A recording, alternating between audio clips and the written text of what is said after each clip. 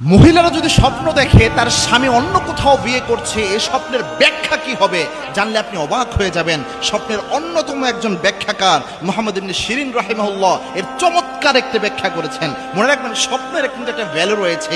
Dream is not a silly matter in ইসলাম।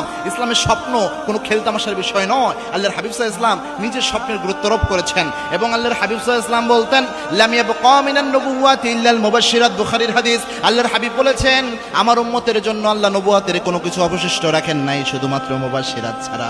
সাহাবা একরাম প্রশ্ন করলেন, ইয়া রাসূলুল্লাহ, মুবাশশিরাত কি? আল্লাহর হাবিব সাল্লাল্লাহু আলাইহি ওয়াসাল্লাম বলেছেন, আর রুইয়া সলিহা, ভালো স্বপ্ন, এটা হচ্ছে মুবাশশিরাত। অর্থাৎ আমার উম্মত, যেহেতু আমি নবী, শেষ নবী, আমার পরে আর কোনো নবী আসবে না, আল্লাহর পক্ষ থেকে কোনো সুসংবাদ, কোনো ভালো সংবাদ, কোনো ভালো কিছু আল্লাহ যখন দেখাতে চাইবেন, আমার উম্মতকে আল্লাহ সুন্দর স্বপ্ন, ভালো স্বপ্ন দেখায়া আল্লাহ রাব্বুল আলামিন ডিক্লারেশন দিবেন, দিক নির্দেশনা আল্লাহ রাব্বুল আলামিন দান করবেন। সুতরাং স্বপ্নের একটা ভ্যালু ইসলামে রয়েছে। এজন্য কোনো মহিলা যদি দেখে স্বপ্নে তার স্বামী অন্য কোথাও বিয়ে করছে, এই স্বপ্নের ব্যাখ্যা কি? বিভিন্ন ইমামগণ এই স্বপ্নের ব্যাখ্যাটা বিভিন্নভাবে করেছেন। তবে মুহাম্মদ ইবনে শিরিন রাহিমাহুল্লাহর একটা ব্যাখ্যা আমার কাছে চমৎকার লেগেছে। তিনি বলেছেন যে বিয়ে যেহেতু বরকতের একটা জিনিস, মনে রাখবেন বিয়ে কিন্তু বরকত, বিয়ে সম্পদ আসার জন্য অন্যতম ভূমিকা পালন করে। এবং কি আল্লাহর কোরআনের ঘোষণা এটা, যদি কেউ গরিব থাকে, দরিদ্র থাকে, অসহায় থাকে, তাকে যদি বিয়ে করিয়ে দেওয়া যায়, আল্লাহর ঘোষণা হচ্ছে, যদি কেউ গরিব থাকে, ইয়াকুনুল ফুকারা ইউগনিহুমুল্লাহু মিন ফাদলি, আল্লাহ রাব্বুল আলামিন নিজ অনুগ্রহে তাকে ধনী বানায়া দেয়, নিজ অনুগ্রহে আল্লাহ ধনী বানায়া দেয়। মানে বিয়ে হচ্ছে রিজিক নিয়ে আসে।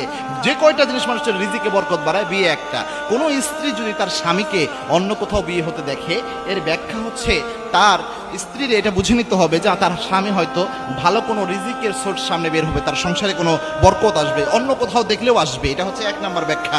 দুই নাম্বার ব্যাখ্যা হচ্ছে, তার স্ত্রী যদি তার স্বামীকে অন্য কোথাও বিয়ে করতে দেখে, এটার একটা ব্যাখ্যা এভাবে আলেমরা করে থাকে যে তার স্ত্রী হয়তো তার স্বামীর কোনো হক নষ্ট করতেছে। অর্থাৎ স্বামীর এমন কিছু প্রয়োজন যে জিনিসগুলো স্ত্রী বুঝতে পারতেছে না, এই প্রয়োজনগুলো ফুলফিল করতেছে না, যার কারণে স্ত্রীকে স্বপ্ন দেখানো হচ্ছে তোমার স্বামী অন্য কোথাও বিয়ে করছে। এজন্য স্ত্রীর উচিত স্বামীর প্রতি আরো যত্নশীল হওয়া, আরো কেয়ারিং হওয়া এবং অনেক বেশি যত্ন নেওয়া। মনে রাখবেন, একজন নারীর জীবনে তার স্বামীর চেয়ে শ্রেষ্ঠ, দামি আর কিছু হতে পারে না। আবার একজন স্বামীর জীবনেও, একজন পুরুষের জীবনেও এই দুনিয়ায় যত সম্পদ রয়েছে, সবচেয়ে দামি সম্পদ হচ্ছে তার স্ত্রী।